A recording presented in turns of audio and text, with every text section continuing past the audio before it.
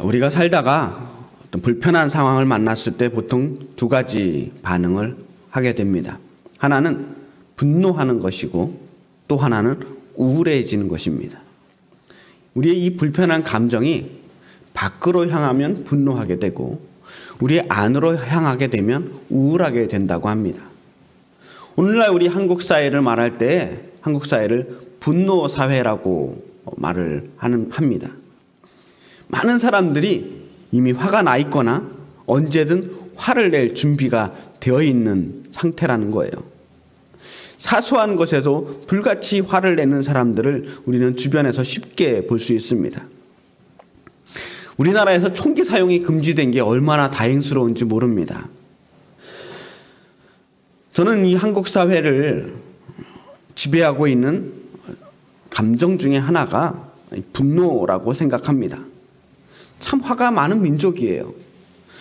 특별히 우리나라 사람들이 다른 나라 사람에 비해서 성격이 나쁜 민족이라 그런 건 아니라고 생각해요. 이 사회가 이렇게 분노 사회가 된 것은 그렇게 분통 터질 일들이 많았기 때문입니다.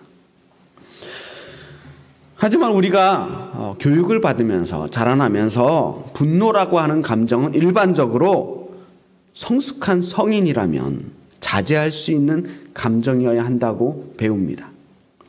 이 분노를 조절하지 못하면 인격적인 결함이 있는 사람으로 취급당하기 쉬워요. 확실히 이 분노는 대단히 위험한 감정입니다. 화를 내는 건 물론 자연스러운 감정이지만 분노를 통해서 우리는 많은 죄를 짓게 됩니다. 종종 우리가 화를 내다가 우리의 감정을 표현하는 하나의 방법으로서 화를 내는데 이 화를 내다가 이 분노 자체에 압도당해버리는 경우들이 있어요. 처음엔 분명한 이유가 있어서 화를 냅니다. 나의 불편한 감정을 표현하는 거예요. 그런데 나중에 보면 맨 처음에 그 이유는 잊어버리고 오직 분노라고 하는 감정만 남게 되는 거죠. 입술에서는 온갖 악독한 말이 걸러지지 않은 채 튀어갑니다. 애초에 생각했던 것보다 내가 표현하려고 했던 것보다 훨씬 더 많은 분노를 쏟아놓고 해서는 안 될 말과 행동으로 사람들에게 상처를 준 다음에야 후회하고 내가 왜 그랬을까? 내가 왜 이렇게까지 화를 냈을까? 안타까워하는 경우들이 얼마나 많이 있습니까? 확실히 분노는 우리를 죄 가운데로 인도하는 힘이 있어요. 그래서 교회는 그동안 사람들에게 온유하게 살라고 혹은 성내지 말라고 가르쳐 왔습니다. 왼뺨을 때리면 오른뺨도 들이대라고 원수까지 사랑하라고 그게 그리스도인이라고 그렇게 가르쳐 왔습니다. 그런데 오늘 우리가 읽은 말씀 속에서는 예수님의 전혀 다른 모습, 예수님이 아주 크게 분노하시는 모습을 볼 수 있습니다. 오늘 우리가 읽은 말씀은 유명한 성전 정화 사건에 대한 말씀입니다. 오늘 말씀은 사복음서 마태, 마가, 누가, 요한복음에 모두 나와 있는 그런 말씀이에요. 그런데 공간복음서라고 부르는 마태, 마가, 누가복음에는 오늘 이 성전 정화 이야기의 맨 끝, 예수님의 사역의 맨 뒷부분에 위치해 있는 반면에 요한복음에서만 이렇게 사역의 가장 첫째 부분, 처음 부분에 나타나 있어요. 확실히 요한복음은 다른 세 개의 복음서와는 좀 관점이 많이 다른 것 같습니다. 이 사도 요한이 요한복음을 통해 말하고자 하는 것은 예수님께서 어떤 순서에 따라서 사역을 하셨느냐, 어떤 스토리를 남겨놓고 가셨느냐가 아닙니다. 그 이야기들이 우리에게 지금 어떤 의미를 가지고 있는가, 그 의미에 대해서 더욱더 깊이 파고 들어간 사람이 사도 요한이에요. 예수님께서 그렇게 행동하시고 그렇게 말씀하신 이유가 뭘까? 그 이유를 신학적으로 해석한 사람이 요한이란 말이에요. 하여튼 요한은 그런 이유로 성전 정화 사건을 맨 앞에 두고 시작을 합니다. 예수님의 사역 방향을 설명하기 위해서 예수님이 어떤 마인드로 어떠한 방향성을 가지고 사역을 시작하셨는지 그 방향을 설정하기 위해서 일찌감치 예수님의 모습을 확실하게 선긋고 나가는 거예요. 예수님께서 6월절이 되어서 예루살렘 성전에 들어가셨습니다. 당시에 예루살렘 근방 30km 이내에 사는 모든 12살 이상의 유대인이라면 6월절에 반드시 성전에 가야만 했습니다. 예루살렘 성전에서 6월절 행사를 치르게 되는데 그 6월절 행사에 참여해야만 하는 거예요. 그런데 예수님은 가버나움에서 당시 활동하시고 계셨거든요. 이 나사렛 근방, 이 갈릴리 호수를 중심으로 해서 예수님이 활동하셨는데 이 가버나움에서 예루살렘까지는 약 180km 정도 되는 먼 거리예요. 그 말은 예수님께서 6월절이라고 해서 반드시 예루살렘에 가야만 하는 이유는 없으셨다는 거예요. 그런데 예수님께서는 그 먼 길을 떠나셔서 예루살렘 성전에 도착하십니다. 180km를 걸어가려면 부지런히 걸어도 일주일은 좋게 걸리는 거리라고 해요. 그것도 작정하고 부지런히 걸어가는 게 아니고 중간에 사람들도 만나고 말씀도 전하고 그렇게 제자들과 함께 무리지어 가려면 좋게 일주일은 충분히 걸리는 거리라는 거예요. 그런데 예수님께서 아주 작정하고 예루살렘 성전에 찾아갔습니다. 고생해서 성전에 도착하고 보니까 성전 앞뜰에 소와 양과 비둘기 파는 사람들이 보입니다. 그리고 돈을 바꿔주는 환전상들이 있었어요. 사실 이런 풍경은 전혀 새로운 풍경이 아닙니다. 아주 오래전부터 있었던 일종의 관행 같은 거예요.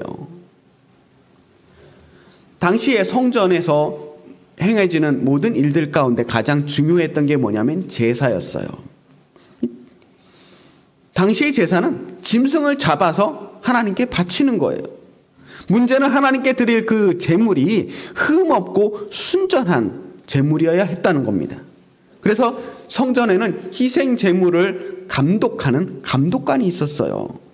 희생 제물이 얼마나 흠없고 순전한 제물인지를 심사하는 사람이 있었단 말이에요. 그런데 이 감독관이 아주 깐깐했습니다. 감독관은 집에서 직접 가지고 온 제물이나 성전 밖에 시장에서 싼 값에 사온 그러한 제물들을 어지간해서는 통과시켜주지 않았어요. 어떤 트집을 잡아서든 꼭 그 제물이 아닌 성전 안에서 허락받은 제물들을 사용하게 만들었다는 거예요. 성전 안에서 파는 이 제물들은 확실하게 흠없고 순전했지만 아무래도 밖에서 파는 것보단 훨씬 비쌌습니다.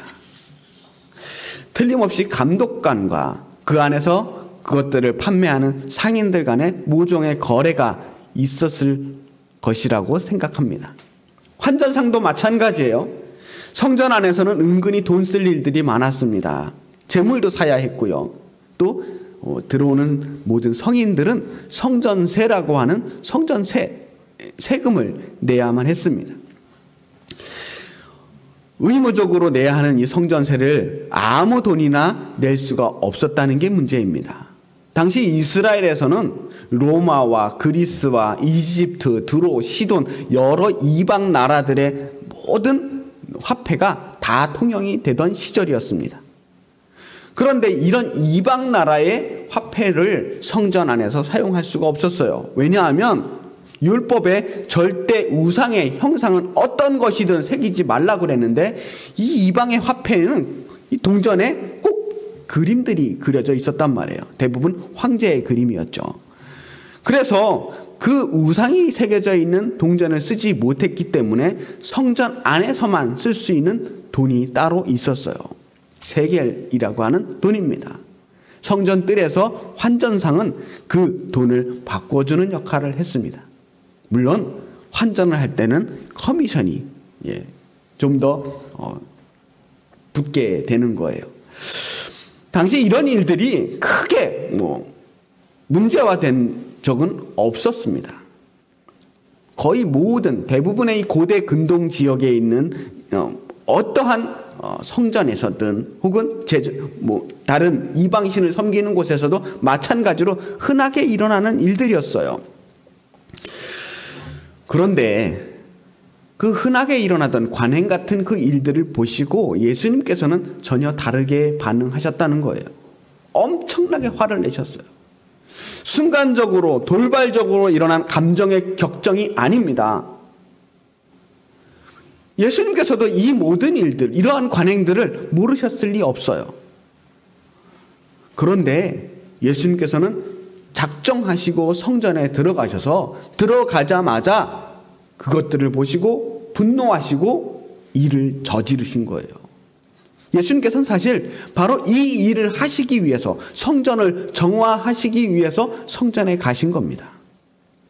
자, 성전에 들어오자마자 예수님께서 성전의 뜰을 한 바퀴 휙 훑어보십니다. 그리고 뭘 하셨냐면 노끈으로 채찍을 만드셨다는 거예요. 제자들은 아니 예수님이 지금 뭘 만드시나, 성전에 들어오셔서 뭘 하고 계신가 궁금했을지도 모릅니다. 아무 말씀 없이 노끈으로 채찍을 만드셔요. 그러더니 그 채찍으로 난동을 부리시는 거예요. 오늘 성경에서 상당히 점잖게 표현하고 있지만 몇 줄의 단어로 간단하게 설명하기에는 엄청난 소동이 있었을 것으로 보입니다. 양과 소들에게 채찍을 휘두릅니다. 채찍에 맞은 양과 소들은 미쳐 날뛰기 시작하죠. 막 도망가면서 성전을 아수라장으로 만들었을 거예요. 그걸 본 상인들은 짐승을 잡으려고 뛰어다니기도 했을 것이고, 일부 상인들은 예수님께 당신이 뭔데 이러느냐고 따져 묻기도 하고 항의도 했을 것입니다.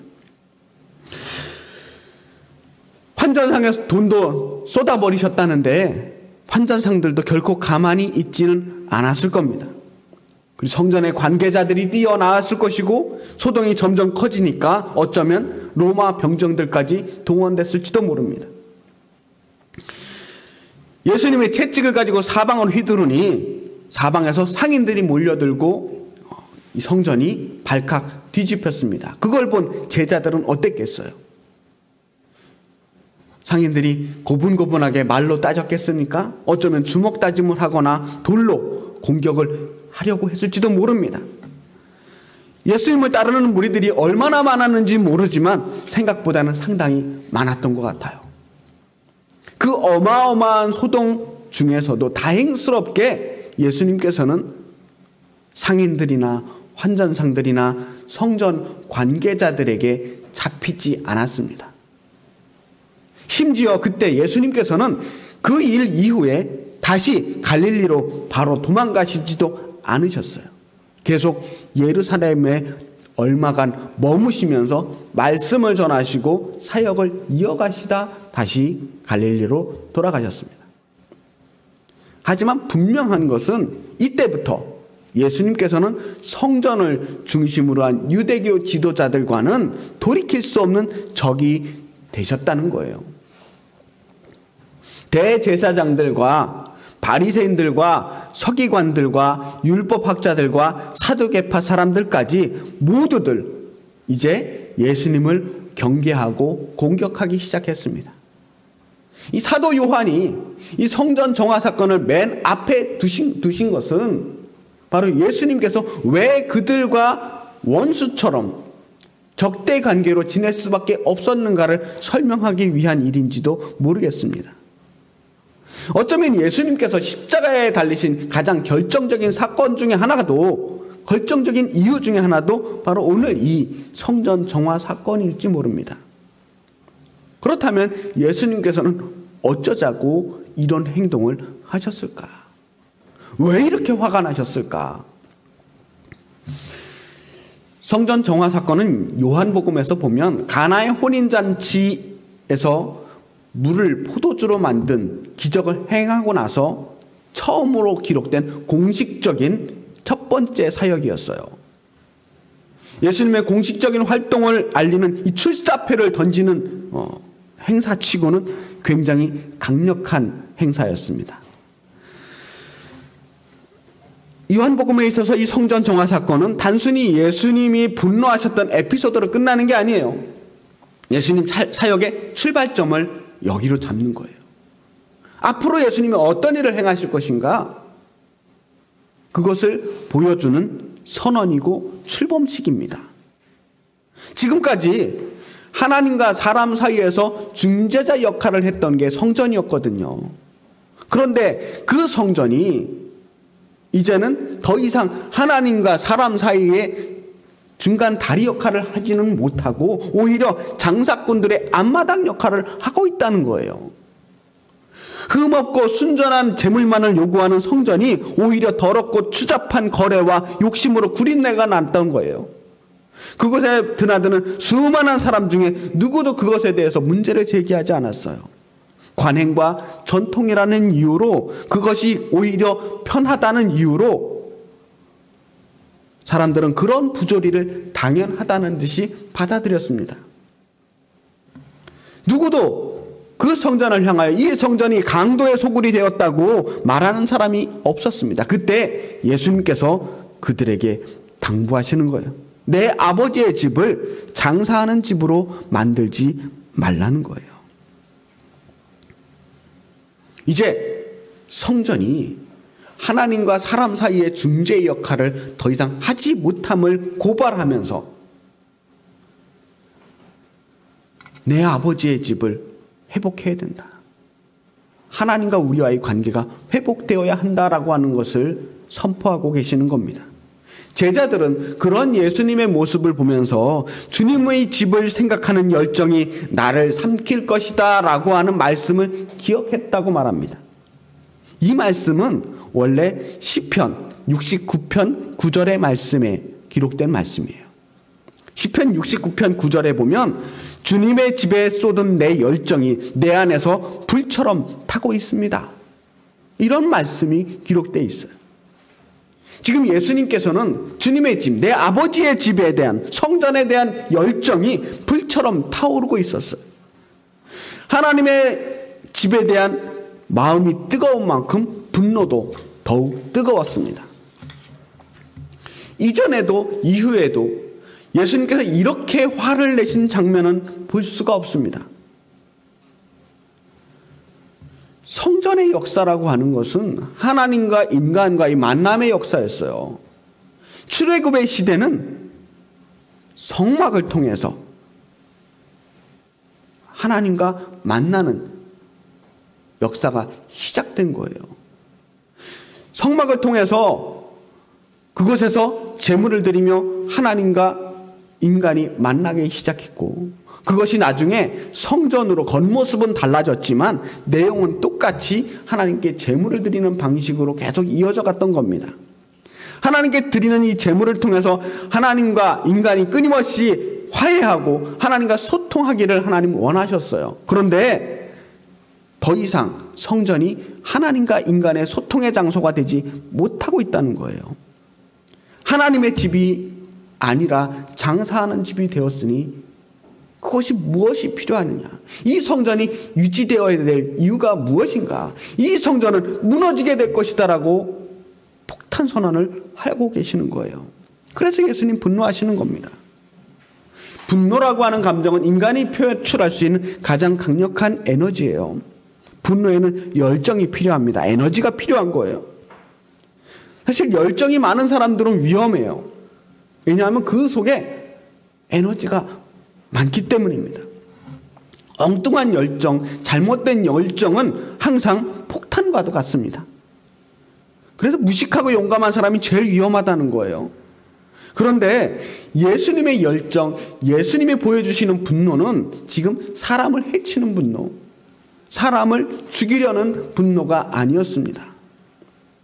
예수님의 분노는 성전을 회복하고 바로잡으려고 하는 분노였어요. 분명 채찍질로 사람을 내쫓는 것은 폭력이죠. 지금 예수님의 행동이 폭력을 정당화하자는 건 아닙니다.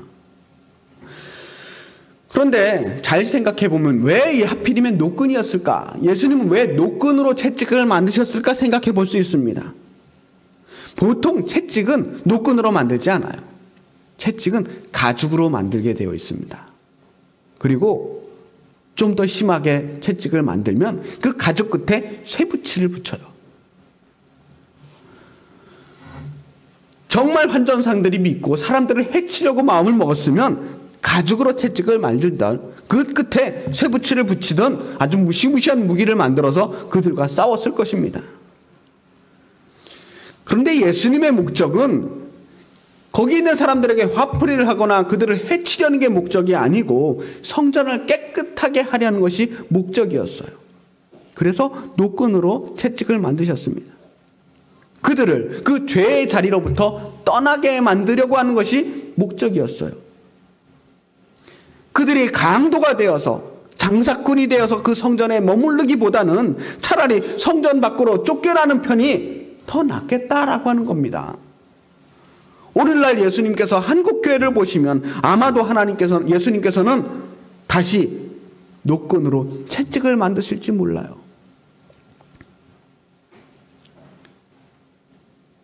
지금 우리는 어떻습니까?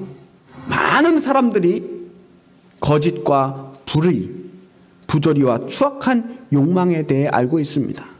교회도 썩었고 사회도 썩었고 이 땅 구석구석 돌아보면 썩지 않은 곳이 없어요. 어디서부터 손대야 될지 모르겠습니다. 정말 분통 터질 일이 한두 군데가 아니에요. 분노 사회가 되어버린 거예요. 사소한 일에도 그렇게 신경질적이고 울컥울컥 분노가 튀어나오는 것은 우리가 뉴스를 보다 보면 하루에도 몇 번씩 화가 치밀어 오는 소식을 들을 수밖에 없기 때문입니다. 그런데 그렇게 화나는 일들이 많은데 점점 그런 자극에 무뎌져가는 자신을 또한 발견하게 됩니다.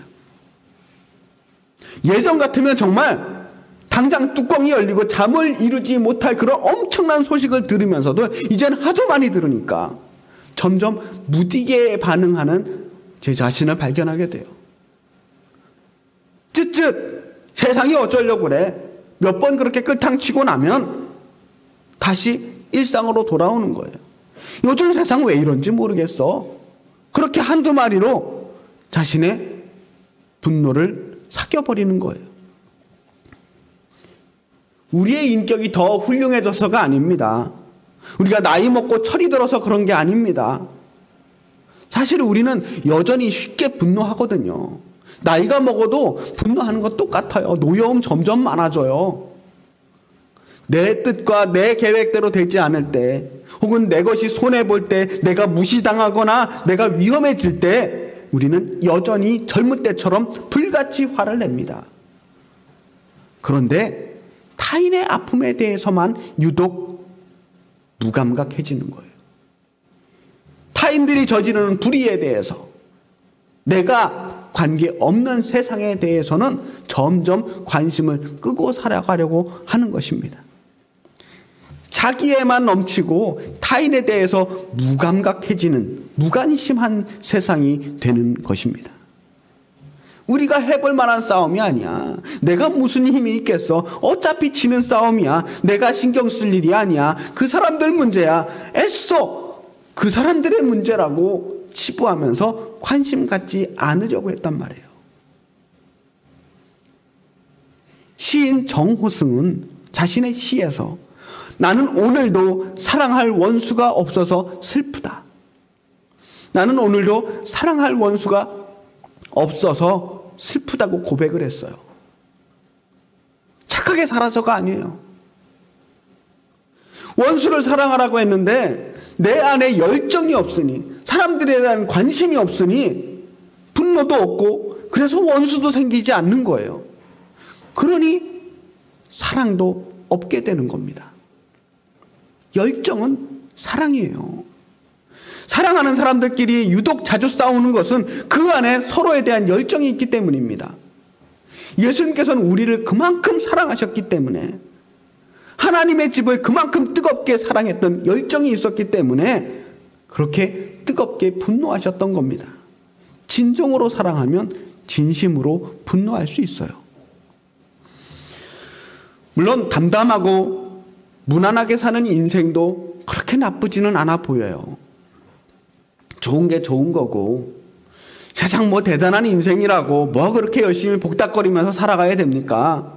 적당히 둥글둥글하게 사는 게 지혜로운 인생이죠 라고 말할 수 있어요.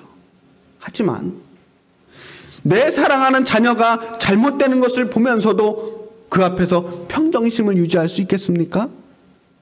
사랑하는 나의 사람들이 억울한 일을 당하는 것을 보면서도 그 앞에서도 마음이 평온할 수 있겠습니까? 둥글둥글하게 살아가시겠습니까? 우리가 하나님 나라를 사랑하고 교회를 사랑하는 사람이라면 교회가 타락하는 모습들을 보면서 진심으로 분노하고 가슴 아파할 수 있어야 합니다. 교회가 장사꾼의 소굴이 되고 교회의 이름을 걸고 인간의 욕망을 채우고 세상의 손가락질을 받는 걸 보면 진심으로 가슴 깊은 곳에서 끓어오르는 분노가 일어나야 해요. 내가 진정으로 이웃을 사랑한다면 내 이웃들이 당하는 그 불의에 대해서, 억울함에 대해서 모른 척해서는 안 됩니다. 그게 사랑하는 사람이에요. 진정으로 그들과 함께 아파하고 억울해하고 분노할 수 있어야 내가 이웃을 사랑한다고 말할 수 있어요. 요즘 독재 권력에 죽어가는 미얀마 시민들의 모습들을 보게 되면서 우리 함께 아파하고 괴로워하고 분노할 수 있기를 바랍니다. 아직도 이 지구상에는 수많은 독재 권력들이 존재하고 있어요. 수많은 사람들이 자유를 억압당하고 인권을 무시당한 채 힘겹게 살아가고 있어요. 우리가 그 나라들에 비해서 비교적 안전하고 편안하다고 그들을 잊어서는 안 됩니다. 우리도 그 나라가 그런 시대에 벗어난 지 그렇게 오래되지 않았어요. 뿐만 아니라 지금 이 나라 이 땅에서도 여전히 여러 가지 이유로 차별받고 억압당하고 소외당하는 사람들이 있다는 것을 기억해야 합니다. 피부색을 이유로, 여성이라는 이유로, 장애인이라는 이유로, 힘이 없다는 이유로, 국적과 성적 지향을 이유로 인간 대접을 받지 못하고 노골적인 차별을 당하면서 죽어가고 있는 사람들이 얼마나 많은지 몰라요.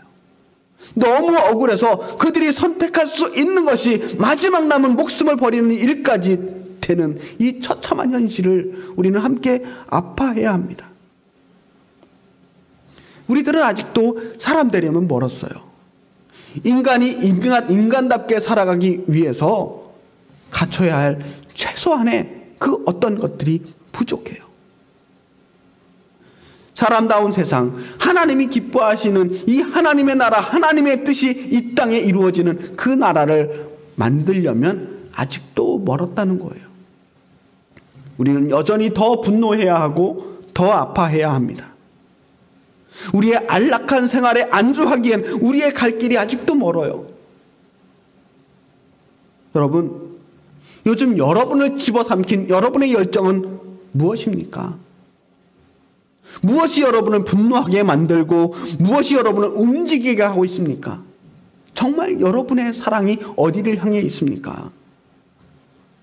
만약 내가 요즘 아무런 분노도 없이 어떠한 격정도 없이 어떠한 동요도 없이 평안하기만 하다면 이제는 예수님과 함께 우리 분노하고 예수님과 함께 이 거룩한 싸움을 싸울 수 있는 그리스도의 군사가 되기를 결단하시기를 축복합니다. 이 길의 끝에는 분명히 십자가가 있고 고난의 길이 기다리고 있지만 그 십자가 너머에 하나님의 집이 있습니다. 우리 모두 끝까지 주님과 함께 그 길을 걸어 나아가는 주님의 사랑하는 자녀들 되시기를 주님의 이름으로 축복합니다. 기도하겠습니다.